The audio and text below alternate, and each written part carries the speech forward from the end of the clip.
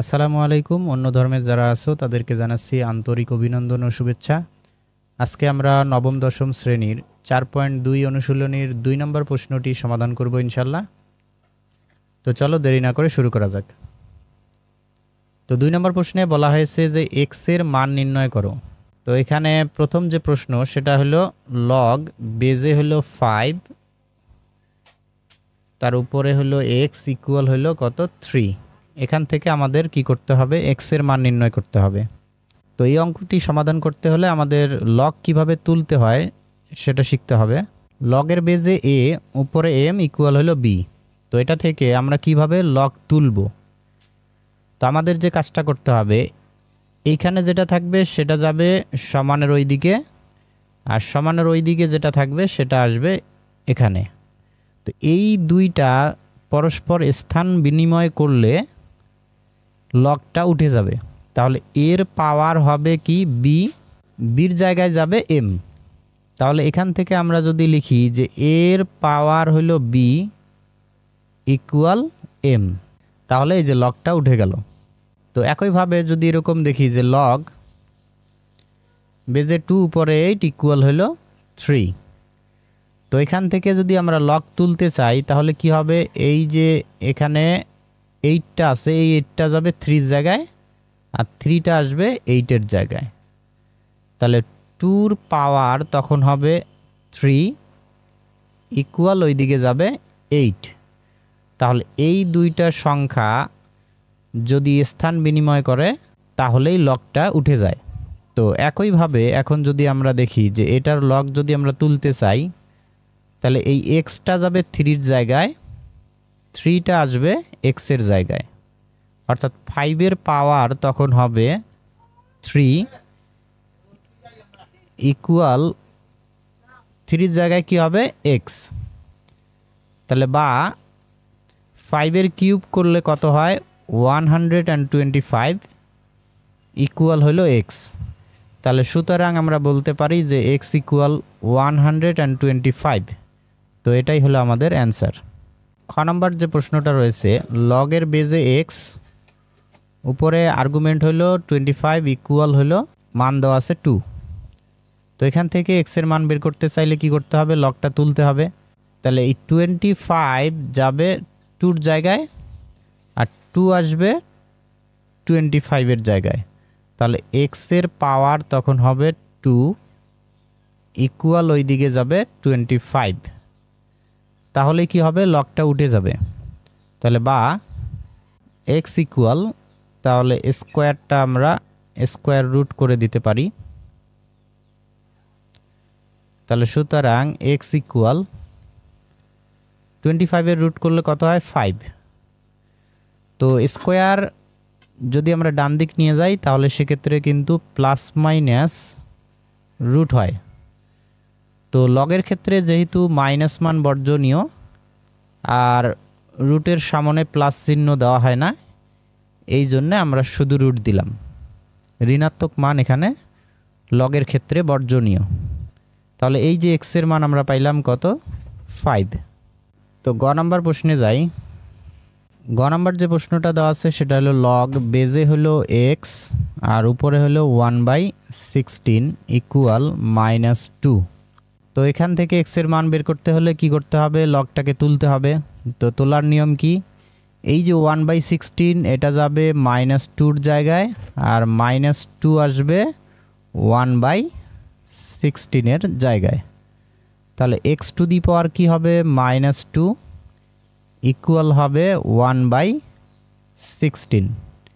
এখান থেকে আমরা লিখতে পারি বা এই যে এক্স টু দি পাওয়ার -2 এটাকে আমরা যদি 1 দিয়ে লিখি তাহলে কি হবে, এক্স স্কোয়ার হবে, অর্থাৎ 1/x²। যদি আমরা বাই দিয়ে লিখি তাহলে সেক্ষেত্রে মাইনাসটা কি হয়, উঠে যায়। কারণ আমরা সূচকের সূত্র জানি a to the power -n equal 1/a to the power n, অর্থাৎ এই যে ভাগের কারণে এই মাইনাস চিহ্নটা কি হয়, উঠে যায়। তো আমরা 1 দিয়ে যখন লিখব তখন a টু দি পাওয়ার -n-এর জায়গায় a টু দি পাওয়ার শুধু n হবে, মাইনাসটা উঠে যাবে। তো একইভাবে এখানে যদি আমরা দেখি যে x⁻² তাহলে এটাকে লেখা যায় 1/x এর পাওয়ার, তখন শুধু 2, মাইনাসটা উঠে যাবে, ইকুয়াল এইদিকে হলো 1/16। তো এখন যদি আমরা আর গুণন করি অর্থাৎ ক্রস গুণ, তাহলে x² আর 1 গুণ করলে হবে x², আর এখানে 1 আর 16 গুণ করলে হবে 16, বা x ইকুয়াল, তাহলে স্কোয়ার আমরা রুট করে দিলাম, তাহলে সুতরাং x ইকুয়াল কি হবে, 16 এর রুট করলে হয় 4। তো এই যে x এর মান হলো আমাদের 4। অনুশীলনীর 2 নং প্রশ্নের 3টা অঙ্ক আমরা সমাধান করলাম। তো এখন আমরা দেখব যে ঠিক একই রকম অঙ্ক উদাহরণ 8-এর মধ্যে 2টি রয়েছে, সেই 2টি অঙ্ক আমরা এখন সমাধান করব। ক নাম্বার যে প্রশ্নটা রয়েছে সেটা হলো লগ বেজে হলো 10 উপরে x ইকুয়াল হলো -2। তাহলে x এর মান বের করতে হবে, সেক্ষেত্রে আমাদের লগটা তুলতে হবে। তো তোলার নিয়ম হলো এই যে এখানে যে আর্গুমেন্ট থাকবে এটা হলো সমানের ডান দিকে যাবে, আর সমানের ডান দিকে যেটা থাকবে সেটা আর্গুমেন্টের জায়গায় যাবে। তাহলে এখানে আমরা তখন পাবো 10⁻² ইকুয়াল কি হবে x। তাহলে -2-র জায়গায় x, এর জায়গায় -2। তো স্থান বিনিময় করার পরেই কি হলো, লগটা উঠে গেল 10⁻²। তাহলে আমরা সূত্র জানি a⁻n ইকুয়াল কি 1/a⁻n,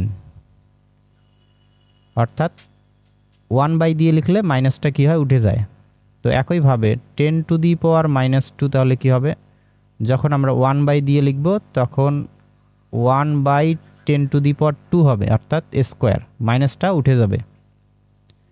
তাহলে এটাকে আমরা লিখতে পারি 1/10² ইকুয়াল হলো x, বা 1/10² মানে কত, 100 ইকুয়াল হলো x, বা 1কে 100 দ্বারা ভাগ করলে হয় 0.01 ইকুয়াল হলো x।